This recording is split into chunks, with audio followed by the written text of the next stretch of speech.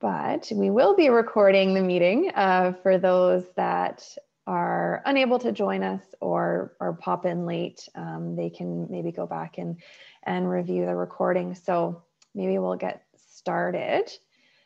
So good afternoon, everyone. Welcome to our discussion with Michael Bach, CEO of the Canadian Centre for Diversity and Inclusion.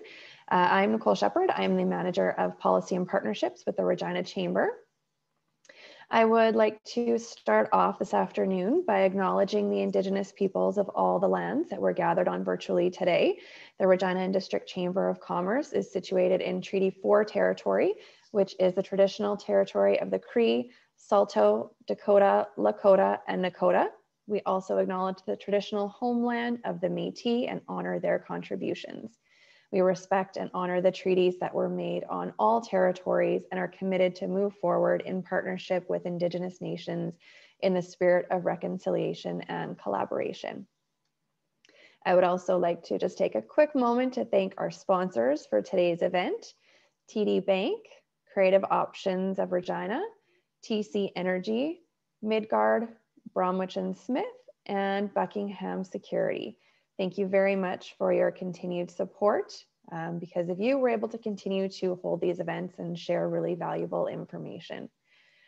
So without further ado, I will introduce our speaker for the day, Michael Bach.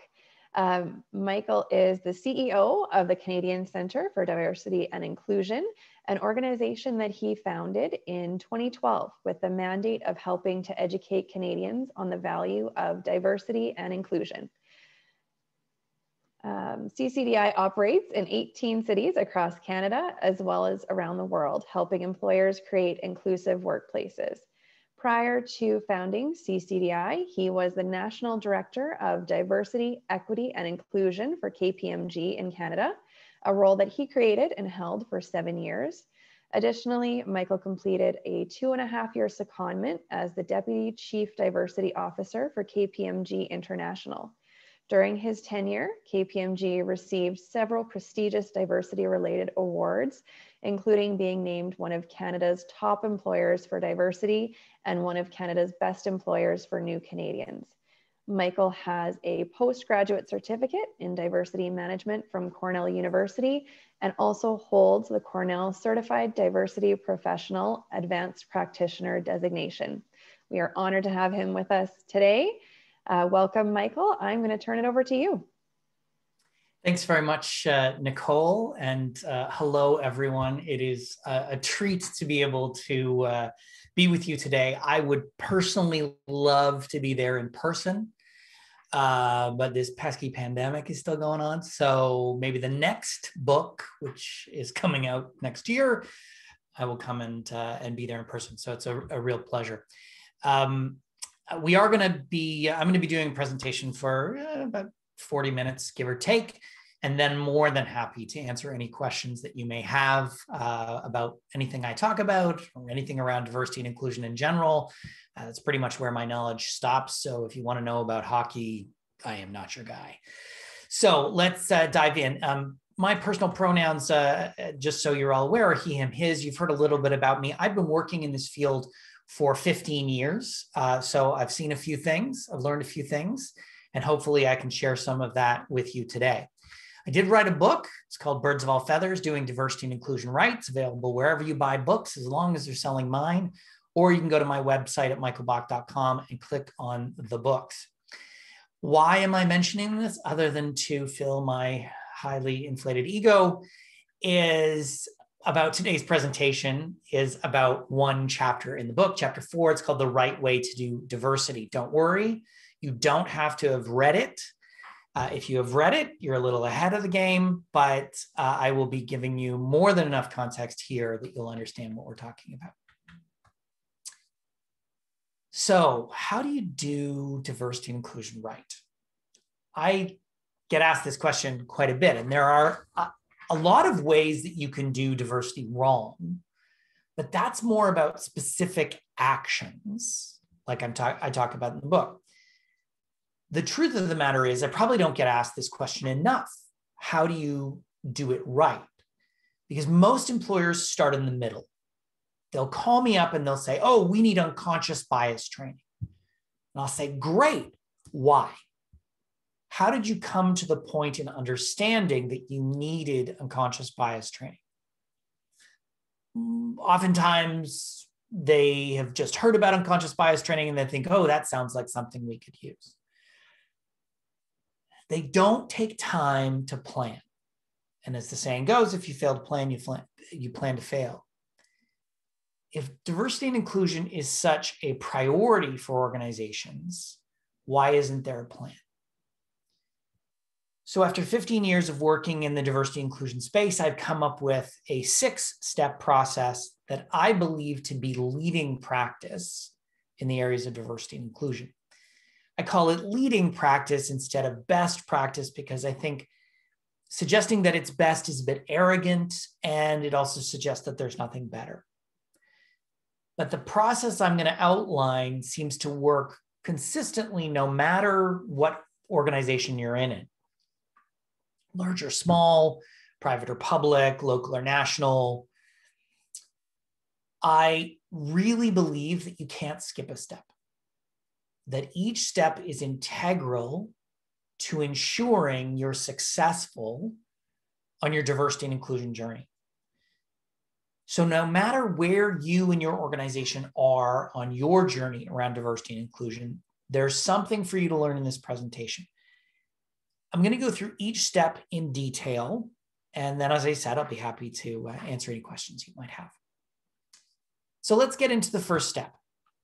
And this one gets skipped the most, the business case, largely because people think we're past it, and we're not. If we were past the business case, we wouldn't have a need to focus on diversity and inclusion at all because we would have equity and justice in society. But consider that only 1% of companies that are listed on the Toronto Stock Exchange are held by women. Women still make about 76 cents on the dollar for the same job done by a man. We could talk about Black executives or Indigenous people in leadership, or. There are so many examples that show that we are not past the business case. The incident in London, Ontario last week shows us we're not past the business case. You're also not going to hear me say it's a moral imperative, the right thing to do. And I don't use language like the right thing to do, largely because it assumes that everyone I'm talking to knows it's the right thing to do and believes it's the right thing to do. I don't use language like that. I talk about a business case for the perspective of it's the right thing to do for your business, for your organization.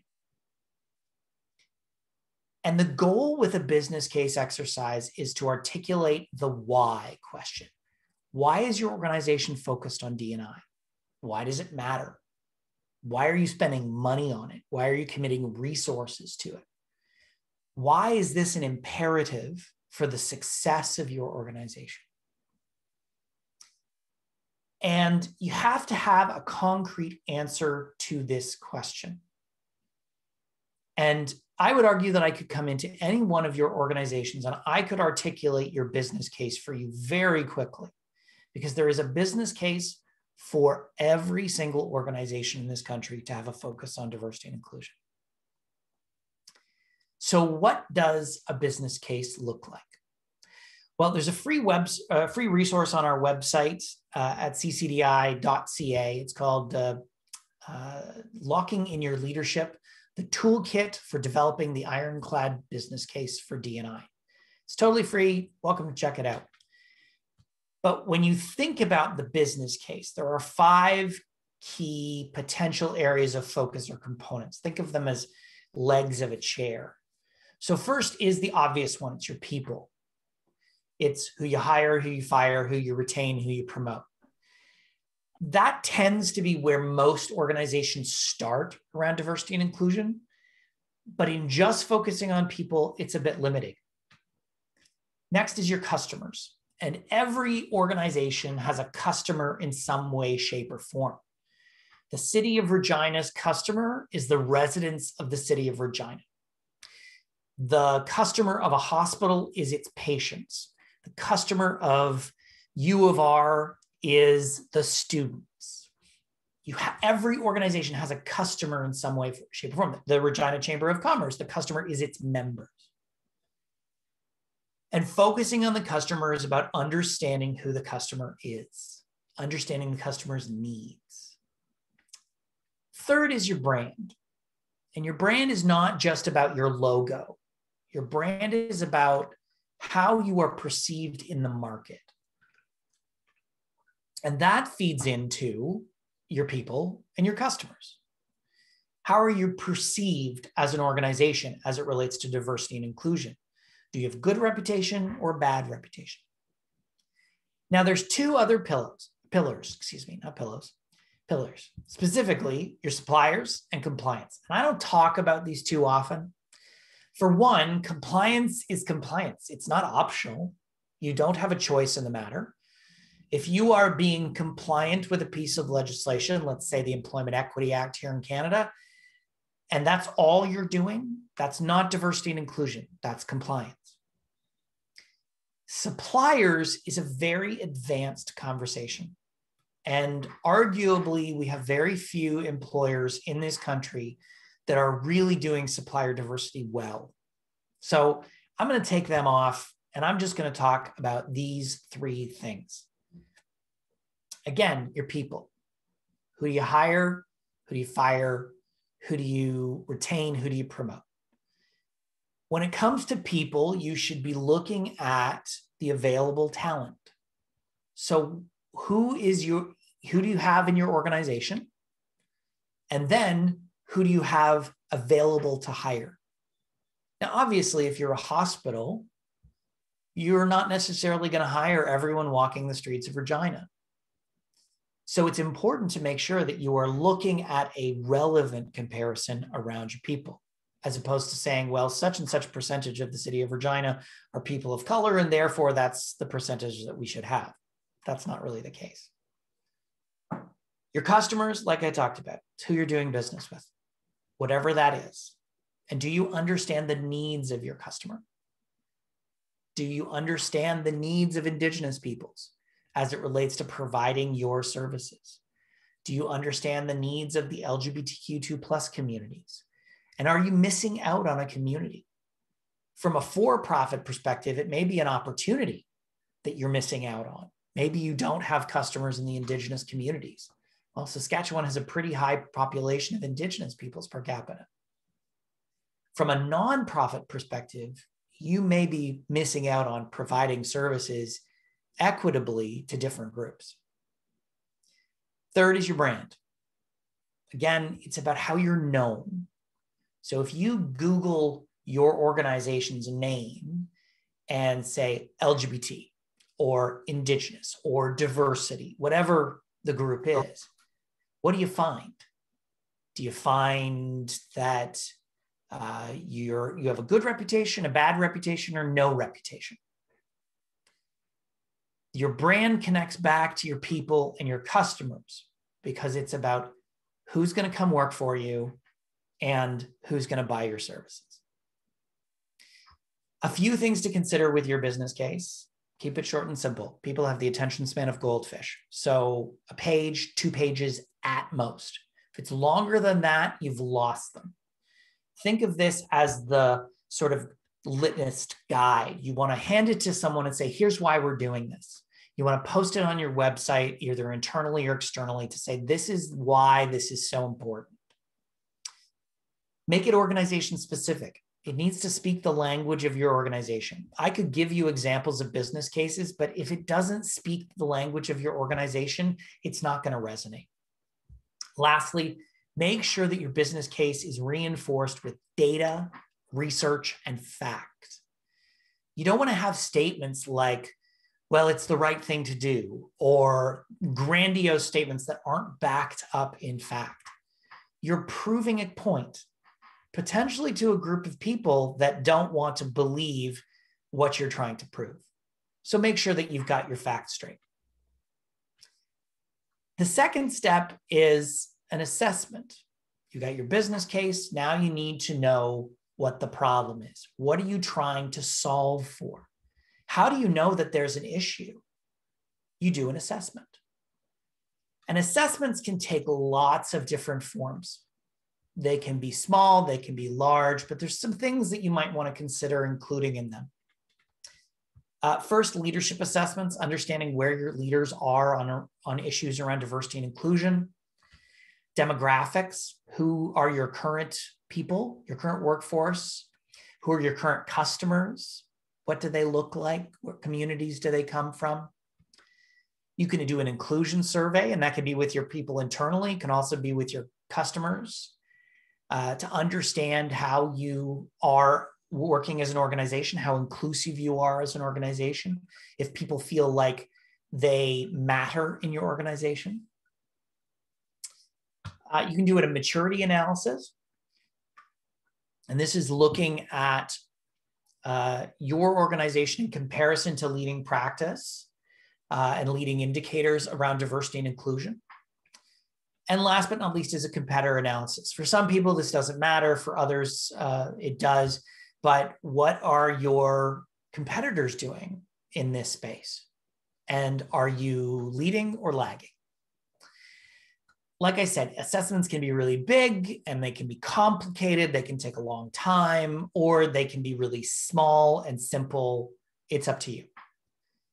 Understand that you have some data. Every employer in this country is required under the labor code to collect sex and age of every single employee. So at the very least, you can just start there and analyze that data. It's totally fine to use that existing data to conduct your assessment. You don't have to hire a very reasonably priced consultant to do that work for you, although just saying I'm available. What matters is that you ask the questions, that you're willing to look behind the curtain so that you can better understand what the issues are. The worst thing you can do is jump to the middle, is start with solutions that you don't, before you know what the problem is, because then you're a solution looking for a problem. The third step is the strategy. Once you've done the assessment, you need to develop a strategy to address the problems that you found in the assessment. This is about the how. What are you going to do? What initiatives are you going to introduce? What programs are you going to undertake? How are you going to solve the problems? And there's just a couple things that you need to consider around your strategy. First of all, it needs to speak the language of your organization. Just as with the business case, it needs to speak the language of your organization. It needs to make sense. Again, if it doesn't make sense, if it doesn't align with what you do as an organization, then it's just not going to be received well. The second thing is to make sure that any initiative you put into the strategy is SMART.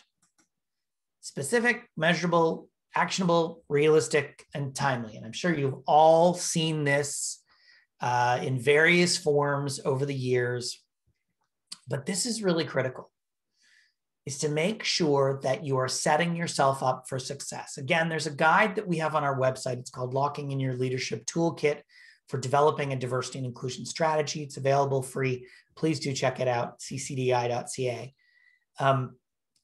But it's really important that you not bite off more than you can chew. Understand that this is a journey and that it's going to take time. And knowing that, my recommendation is always take it one step at a time. I call it the incremental revolution. Baby steps. If you are, let's say you're an organization with 100 people, okay? You don't have the capacity to take on 20 things. Heck, if you're an organization of 10,000 people, you wouldn't have the capacity to take on 100 things. So maybe take on two short term, 2 things you can do in a year, and take on 1 medium term, 1 thing that's going to take maybe 2 to 3 years to introduce, and then 1 long term, which is more 3 to 5 years. Things take time. If this is about the diversification of the leadership of your organization, that's going to take time, long past 5 years. So make sure that what you're talking about is realistic. Don't boil the ocean. So specific, set real numbers and real deadlines. Measurable, make sure you can track it. I'm going to talk about that in a second. Make sure it's attainable. If your short-term goal is to replace the entire leadership in a year, that is an unrealistic and unattainable goal without firing everybody. Make sure it's realistic. And you have to have some tough conversations. And then time bound. What's the timeline? How long is it going to take? You're going to get it done in a year, 2 to 3, 3 to 5. And it's okay to set timelines that are 3 to 5 years, as long as you're moving towards them throughout the entire 3 to 5 years. If you wait till the 3rd year to do something, you're not going to hit that goal. So make sure that you are focusing on like the SMART model and whatever the acronym stands for a bunch of different things. But make sure that every activity you put into that strategy, you look at it through this lens of SMART goals to understand if you can actually achieve it. Next is to execute. And this is the hard part. There is no question to answer. You just actually have to do the work. And I want to tell you the secret ingredient to the success of your education: change management. Diversity and inclusion is a change exercise. You are taking your organization from one state to another, and you have to apply a change management lens. And I cannot tell you the number of organizations I've worked with that don't apply a change management lens. This is one example of a change management model. It's called ADKAR. Not the most creative name, it's just an initialism. There are lots of different models out there, but this is the one that we use. Consider that what you're doing is all about change. It's about moving from one state to another. Everyone hates change, right? That's not entirely true. Our brains hate change. And I can go into a whole conversation about brain science and how our brains work, but I don't have the time. Suffice it to say that we get used to things. We get used to the way things are done, and it's really hard for our brains to adjust to something new. In doing this work, I have always found it useful to build a model of stakeholders to understand where people are coming from.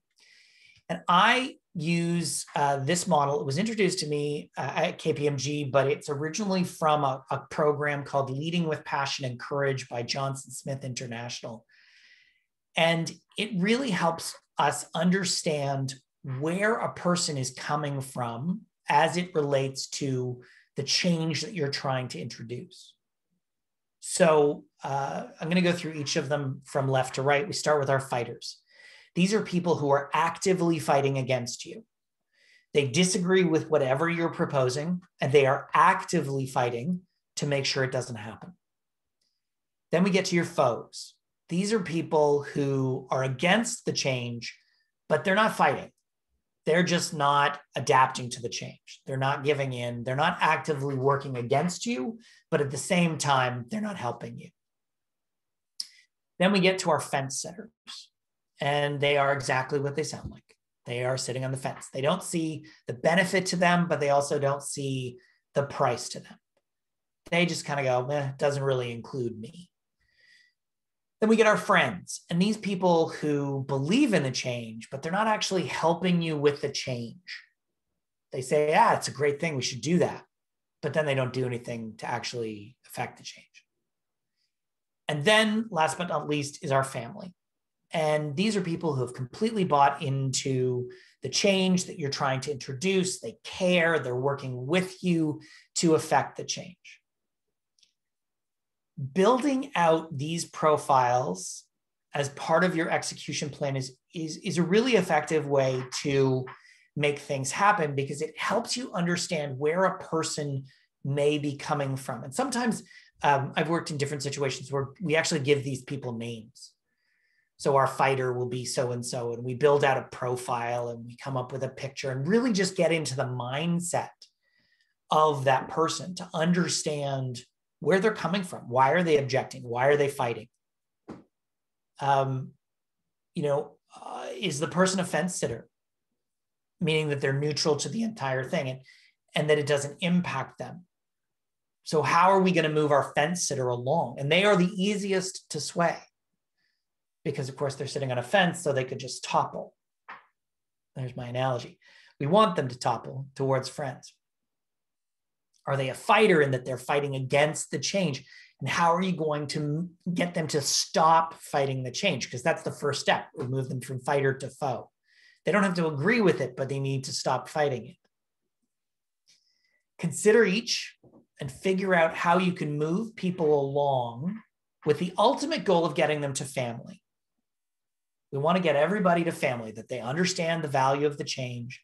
They understand what's in it for them. They understand the benefit that's going to come with it, and move them along towards family.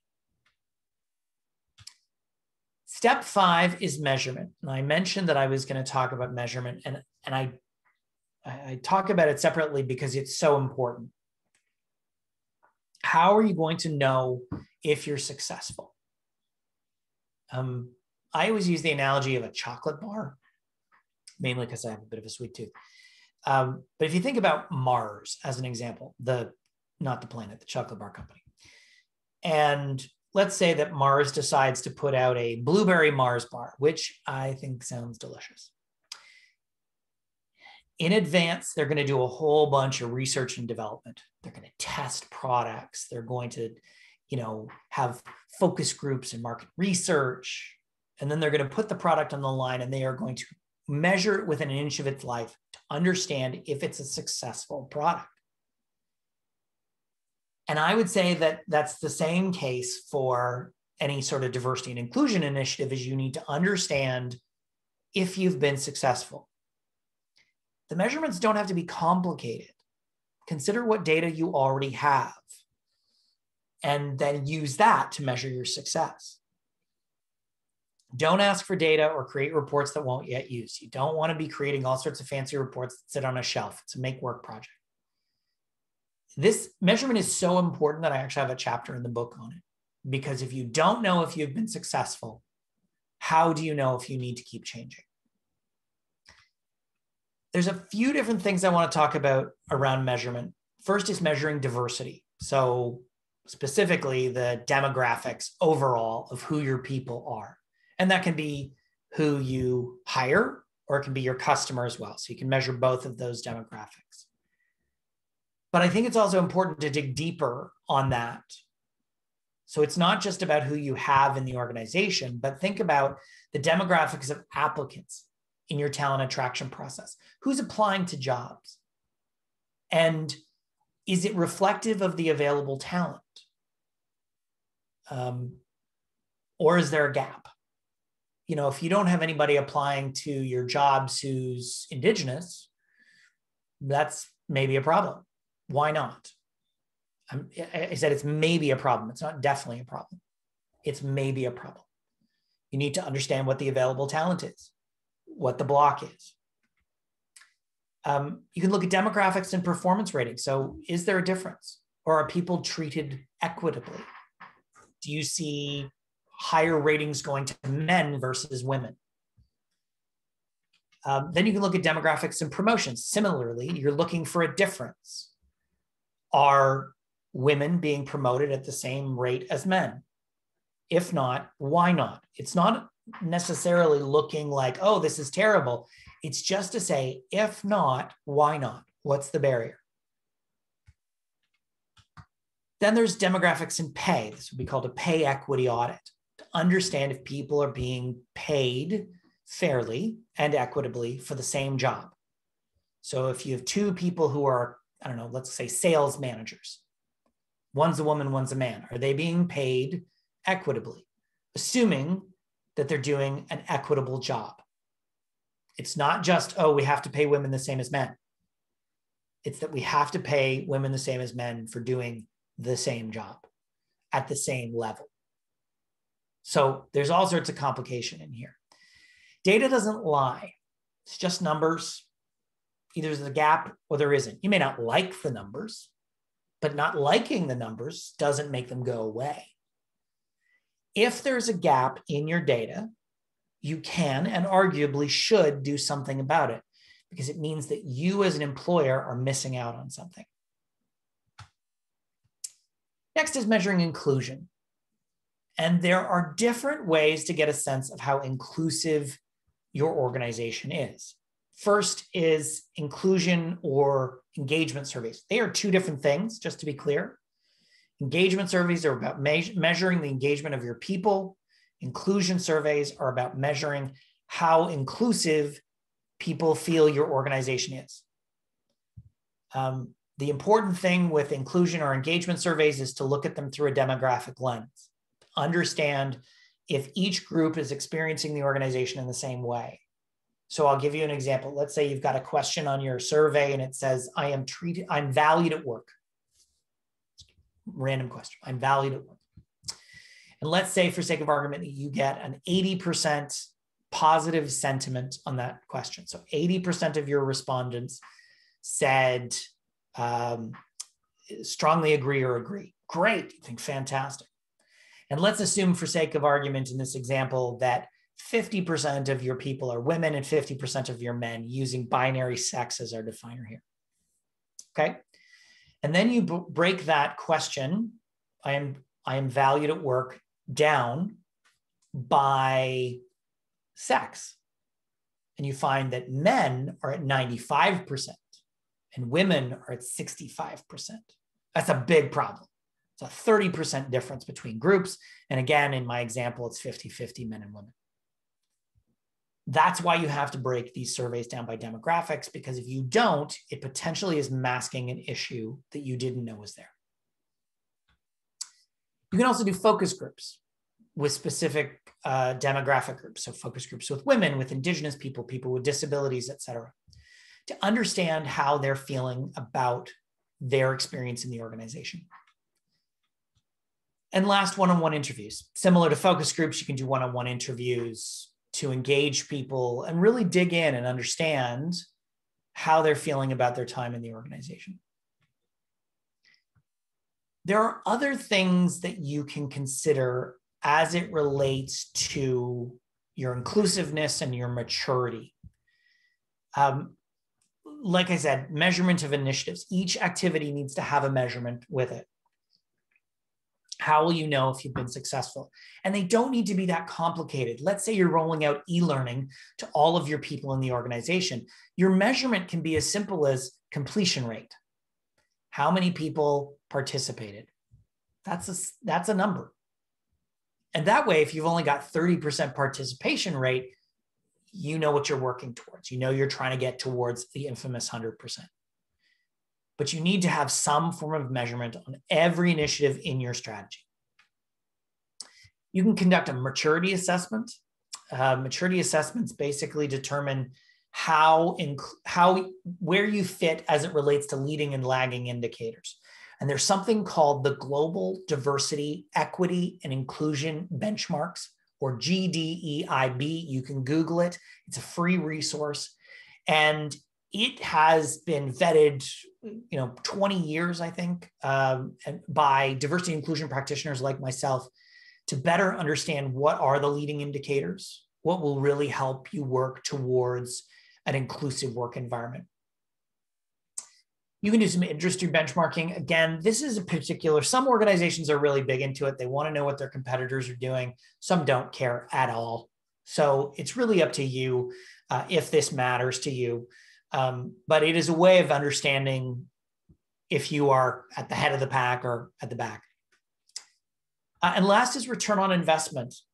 And this isn't a bad thing, measuring the return on investment, because this is an investment of time and resources and money. And you should understand if there has been a return. And it can be as simple as looking at your voluntary turnover rate. And there's a calculation you can do where you can look at the cost of voluntary turnover and the impact of your diversity and inclusion initiatives. And if your voluntary turnover goes down, it's not a direct cause, but it is probably an implicit cause. And you can measure how much that return has proven. So let's say it's $50,000 to replace a person, and it can cost a lot more than that, but that's the average. And let's say your voluntary turnover rate drops by 5%. Well, you've just saved potentially hundreds of thousands of dollars, depending on the number of people you have in the organization. The last step, rinse and repeat. It is important to understand that it is not a linear process. Diversity and inclusion is not a program. It's not something you're going to get done and be like, okay, we're good. Woohoo, we're inclusive. It is constantly changing, constantly evolving. Consider that a couple of years ago, there was no world in which we were talking about things like gender inclusive restrooms. Just wasn't on anyone's radar. And then the law changed. And now employers are really focused on gender inclusive restrooms. I will tell you that before May 25th of 2020, we were not talking about racism. I could not get a single employer to talk about racism because we're Canadian. We're not racist. We're totally racist. We're just very polite about it. And then George Floyd was killed. And we have spent the past year and 3 weeks talking a lot about racism. And arguably, the incident in Kamloops, where we found 215 children's bodies in an unmarked grave, and we have seen subsequent, I believe they found another grave in Manitoba. I believe personally that this is our George Floyd, and this will drive a lot of work around inclusion for our Indigenous cousins. Those are those monumental moments. They're constantly changing. It's constantly evolving. And so you need to have nimbleness, a willingness to kind of go back and forth, to revisit your business case. Make sure it's still relevant. I used to read my business case every year. I wrote the business case for the creation of my job at KPMG, so I reread it every year to make sure that it still made sense. It was my guiding post, right? It was always like, okay, yep, I'm still on the right track. It still makes sense. Then you need to revisit your assessment because, of course, there will be things that will change. There will be new issues that pop up. There will be issues that will be addressed. And you need to be willing to revisit that. Not every year. Do not do an assessment every year. I will tell you that at the shortest, it should be 2 years, 24 months, and the longest about 36 months. You need time to execute on your strategy. So don't do this every year. But then when you revisit your assessments, you need to create another strategy to address new issues that are arising. And then you need to measure, and you need to measure and measure and measure and measure and measure. It is constantly going through. There are, it's back and forth, and you need to be nimble and willing to adapt. Things are going to come up. And the onus is on employers to make sure that you are able to adapt to those things. The situation in London, Ontario, where 4 Muslim people were killed just for being Muslim. We have to adapt to that. We have to address issues of Islamophobia and Islamic hate in our workplaces. That may not have been a sentence I would have said a month ago. Anti-Asian hate. We've seen a huge increase in anti-Asian hate over the past year and a bit, because the former president of the United States would say things like the Kung flu or the China virus. That's driving hatred towards people of specifically Southeast and East Asian descent. You have to be willing to adapt. You have to be willing to change as the need comes. So that's my 6 steps. You start at your business case, you move to assessment, you develop a strategy to address the problems that you found in your assessment, you execute on that, and then you measure, measure, measure. And I am now happy to answer any questions that you might have about my presentation or about anything related to diversity and inclusion. I'm going to stop sharing my screen and hand it back to Nicole, who's going to take us through this. Awesome. Thank you so much, Michael. That was a really, really great presentation. I like the way that, you've defined 6 really simple, straightforward steps that, I think diversity and inclusion can be a really complex opportunity for organizations, and it can be really intimidating, not knowing where to start. And so I like the way that you've broken it down into really easy, actionable steps that I think any of us could take away and incorporate into our organizations. So that's great. Thank you for that. So if anyone does have any questions, please feel free to enter them, type them in the chat, and we will ask Michael your questions. I have a few to kind of start us off while everyone's thinking of their questions. So, as I just mentioned, diversity and inclusion can be a bit of an intimidating, topic for a lot of individuals, and a lot of leaders maybe don't feel like they're as knowledgeable in issues around diversity and inclusion. There are some sensitivities around it, and it causes people to really kind of shy away from open dialogue around it. So what advice would you have for a leader or a manager to feel comfortable kind of engaging in conversations within their organization around diversity and inclusion? That's a great question, Nicole. And I have always described my job as helping people become comfortable with the things that make them uncomfortable. And it's important to be willing to be uncomfortable. And I think as leaders, we have this, it's this constant need to have all the answers. But when it comes to D&I, you likely don't. And that's okay. So that willingness to be vulnerable is really important.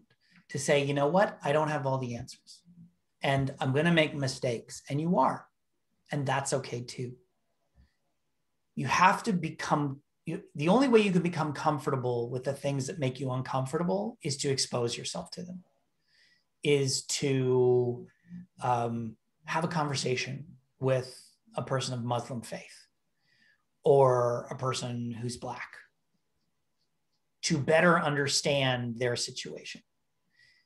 Just having that openness is really important to say, you know what, I don't have all the answers, but I'm willing to try, and ask people to be patient with you.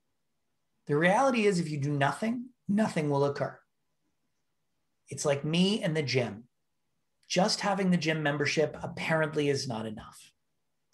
So you need to be willing to work at it and not shy away from that uncomfortableness. And then slowly over time, you will become more comfortable with it. And I'll tell you a story. For years, I was a bit, I'll say uncomfortable, intimidated by Muslim people, particularly people who obviously wore traditional clothing, headscarves, because I didn't know what I was supposed to do. Do I shake their hand? Don't I shake their hand? Can I talk to women who are wearing face coverings? Like, I wanted to be respectful. It wasn't that I was anti-Muslim. I was ignorant. And then I had the opportunity. I met a Muslim woman. She ended up coming to work for me at CCDI. And I said, I don't necessarily want you to be my educator, but I would really love to have a conversation with you. And I got to sit down with her and frankly, just ask all my stupid questions. And I learned so much from that. It propelled me to learn so much more about the Muslim faith, about the complexity of the Muslim faith, and it is very complex. And it helped me to demystify that, which was very uncomfortable for me. So now, if I find myself in a situation where I'm meeting with a Muslim woman, if I'm, in a situation where there's a Muslim person, there's no discomfort for me anymore. And I'm able to have those conversations and understand how to act. It is in a respectful manner, And it just took the power out of that fear. So I think that's really it. It's a willingness to be uncomfortable is critically important.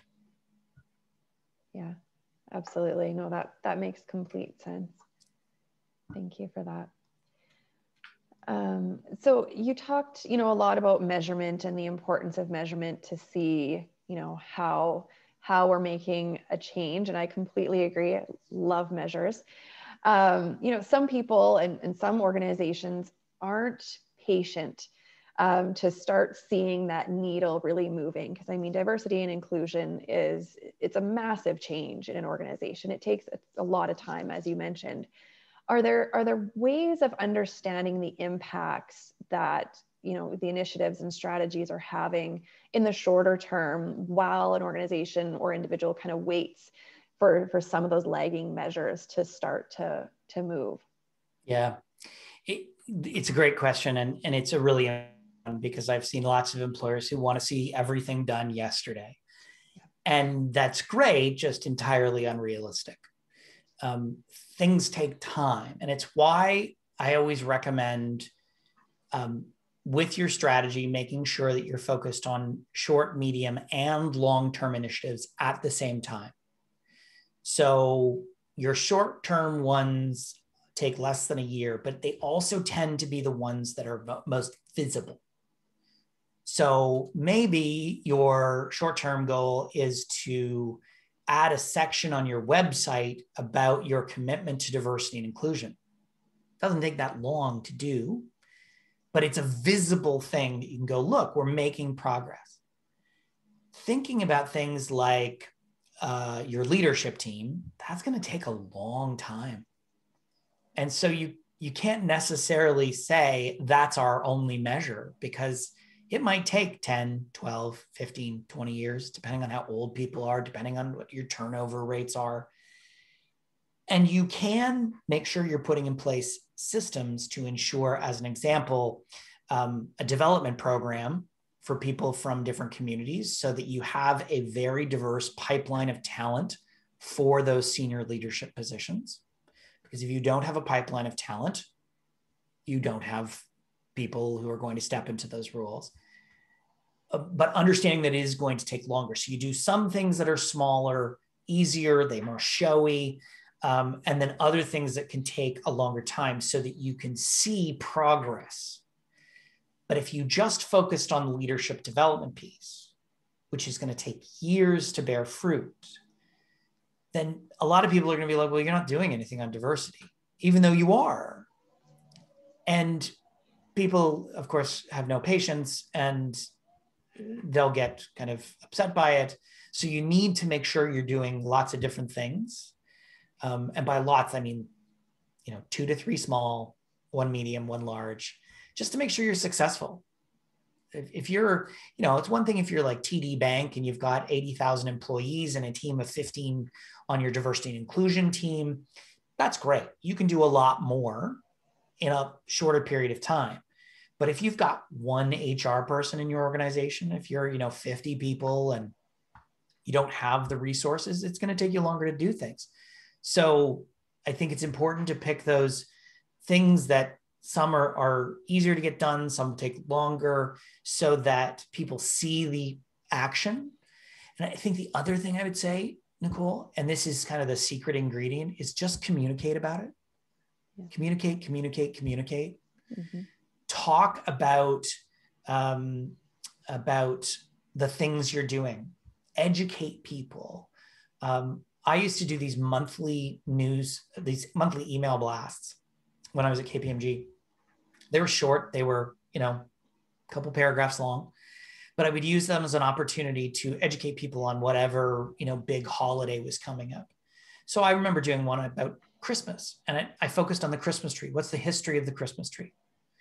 Because we make the assumption that everybody knows, and most people don't. It's a pagan symbol.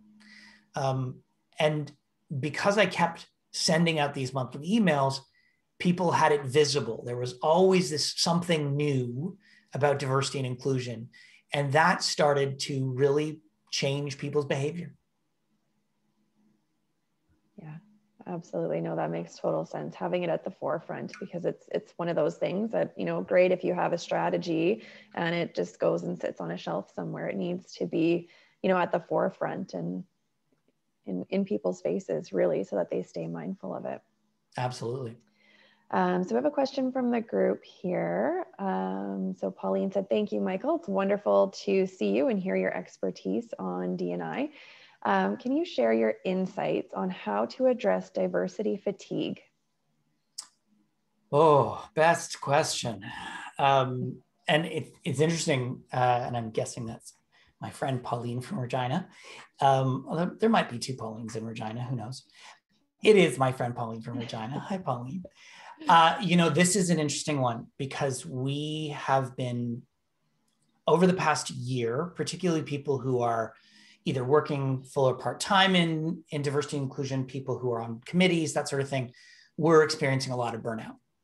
And it's this combination of diversity fatigue, meaning you are just tired of the work, or it's compassion fatigue.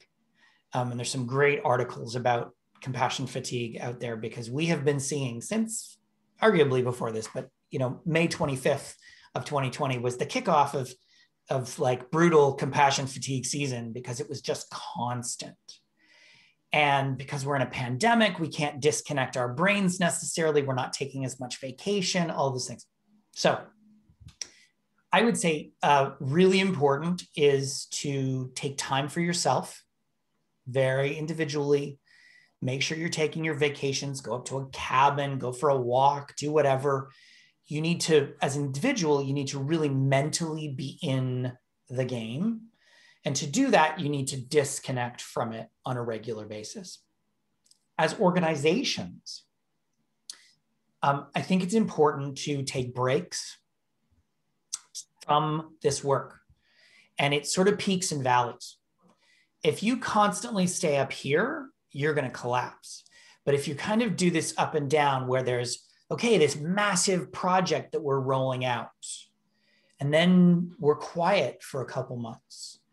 And then, okay, there's another project, or, like the peaks and valleys are really important so that we can emotionally adjust to things. And the other thing I would say, which is critically important, and so many employers do not do this, is celebrate your wins. Pat yourself on the back. Doesn't matter how small it is. Take a moment and celebrate it. If you've rolled out e-learning to the entire organization, stop and celebrate that. It's a lot of work. And we don't do enough of that self-reflection and celebration to say, you know what? That was a big piece of work and I'm glad we did it. I'm the worst for this. I am horrible about stopping and celebrating the wins. So I know that it is really important to do that. Consider that, again, you're kind of up here all the time, but celebrating the win kind of takes some of the wind out of the sails, as it were. So it's really important to do those things and personally take care of yourself. I cannot emphasize that enough, particularly what's going on right now. Definitely. It's great insight. So I think we have time for maybe one or two more questions here. So, as things are opening up more, we're starting to see the light at the end of the tunnel. We have a lot of organizations that are going to start hiring again and do a lot more hiring. Are there things that that organizations can consider when in their hiring practices to attract diversity candidates to their organization?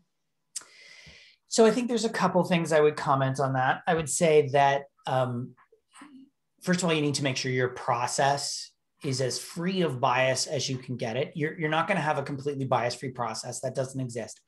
But the important part is managing bias in the process. So as an example, do you ask candidates the same questions, or does whoever's interviewing just make up the questions as they go? Because that allows a ton of bias to come in the process. So making sure that your process is as free of bias as possible. That didn't come out very well. And then it's a matter of actively going out and seeking out those candidates. And it's not as simple as, oh, we posted it on Indeed. You need to make sure you're reaching out to different community organizations, whether they're immigrant serving agencies, Indigenous organizations that are there to help specific community groups find employment, find access to opportunities. It is a process to change. And the other piece I would say is it's around your brand. How are you known? Are you known as an inclusive employer? Or do you have a bad reputation? Because if you have a bad reputation, you don't worry about the talent attraction. You have to change the perception of who you are as an employer. And that can take a lot of work. So it is not as simple as saying, okay, let's go, hire the Indigenous people. It is making sure that your process is inclusive, also making sure that your organization is inclusive, that you're not hiring them into an organization where they're going to experience discrimination. There's steps that need to take place in order to ensure that you're not just bringing in diverse candidates only to have them heading out the back door just as quickly. Absolutely. Great. Well, we are at time here, but thank you very much for that great conversation. Michael has generously donated a number of copies of his ebook, Birds of All Feathers, Doing Diversity and Inclusion Right. So we don't have time to do those draws right now, but we will draw some names of those who attended, and we will send you a code to go to the website and download the full copy of Michael's book. So thank you to everyone who attended. You can watch for that follow-up email. And you mentioned a lot of resources and tools on your CCDI website. So we'll post a copy of this recording, as well as a link to your website so that we can go and access those tools and resources as well. So thank you again, Michael, for that great conversation this afternoon. We really appreciate it. Thank you again to our sponsors and to everyone for attending. Thanks so much for having me. Thanks. Have a great rest of your day, everyone. Stay safe.